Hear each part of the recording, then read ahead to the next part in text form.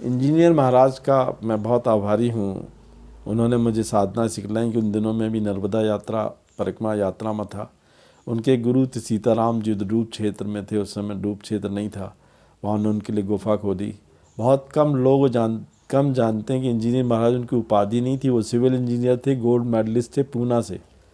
अपने छोटे भाई और उसकी पत्नी के आतंक के कारण उन्होंने घर छोड़ा था। ये देखा गया है कि जिनके छोटे भाई प्रॉपर्टियों को खाना चाहते हैं वो अपने बड़े भाइयों को कस दे के पूरा प्रॉपर्टी छीन लेते, शायद वो अपनी पूरी ज़िंदगी में उसको चला लें। इंजीनियर महाराज की वही कहानी थी।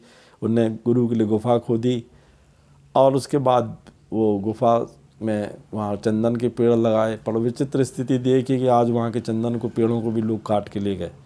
उन दोनों की बात थी, मैं भावल से निकला करता था। नरेश नाम का एक व्यक्ति मेरे साथ था, मेरे साथ कालूराम चोपड़ा और चंद्रमोहन भी थे। मैं उनसे मिलने गया। मैंने कहा महाराज आपको विचित्र यक्षिणी सिद्धि प्राप्त है, जड़ी बूटियों का ज्ञान है, तो मुझे भी सिखलाइए।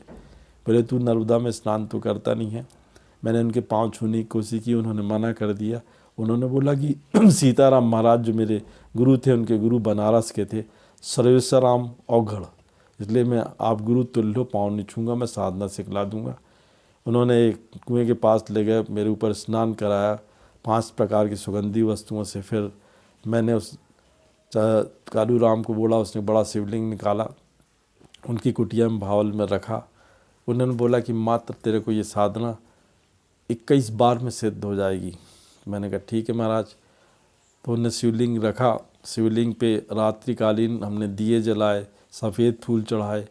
उन्होंने जो मंत्र बोला था मैंने 21 बार बोला, ओम विचित्र यक्षिणी सिद्ध स्वाहा, ओम विचित्र यक्षिणी आगच अगच फट स्वाहा, या ओम विचित्र यक्षिणी स्वाहा। इन 3 मंत्रों में से किसी एक मंत्र को उन्होंने बोला था आप जाप करो।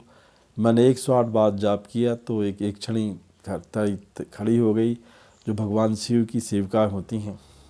बोली कि तू क्या चाहता है, माँ के रूप में, बहन के रूप में, पत्नी के रूप में। मैंने कहा मुझे मोक्ष की तो प्राप्ति है, पहले से ये मैं आपके दर्शन करना चाहता हूँ।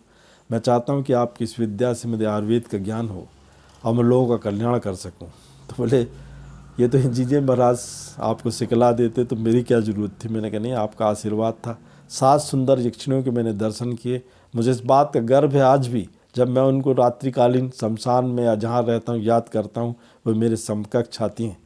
इंजीनियर महाराज से मैंने उनसे पूछा था कि क्या प्रकार की साधनाओं के बाद मृत्यु होती है तो क्या करना चाहिए। तो बोले मैं तो जल समाधि लूँगा, आपकी संप्रदाय में जलाया और गड़ाया जा सकता है और तीसरी कोई विकल्प नहीं होता। वो विभूति थी जिनने मुझे साधनाएँ सिखलाई। पर कितना दुर्भाग्य है कि उनके शिष्य भी उनको नहीं पहचान पाए। जो शिष्य उनके घर ले जाते थे खाने के लिए तो वो स्वयं खाना बनाते थे, तो बोलते थे शुद्ध घी की पूड़ी मुझे भी खिलाए, बोलते थे कच्ची है पक्की है। गुरु की आलोचना करना नहीं चाहिए। गुरु से कुछ प्राप्त करना हो तो उसके चरणों में बैठ के कुछ सिद्धियां प्राप्त कर सकता हूँ। वे धन्य हैं, मैं धन्य हो गया। उस समय कालूराम और चंद्रमोहन भी थे, उनने मेरी साधनाएं देखी, उनने प्रगट यक्षिणियों को, 7 यक्षिणियों को देखा। मैं आज उनको हृदय से याद करता हूँ। जय माँ।